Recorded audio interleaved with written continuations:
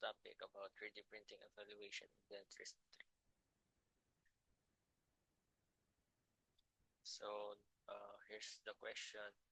Number one is, do you think 3D printing in dentistry is worth it, and why? Number two, what it might make it more feasible.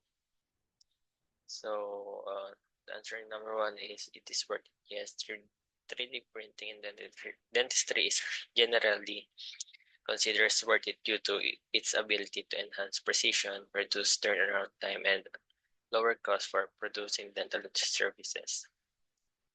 It allows for personal treatment options such as custom aligner, crowns, dentures, and improving patient comfort and outcomes. Additionally, it can streamline workflows, making it easier for practice to manage their inventory to reduce waste. Number two, it is feasible. Improvements to make 3D printing are more visible in dentistry, for several factors could help: cost reduction, training and education, regulatory support, and integration with existing technologies such as CAD/CAM scanning and others. And number five is for research evidences. That's all. Thank you.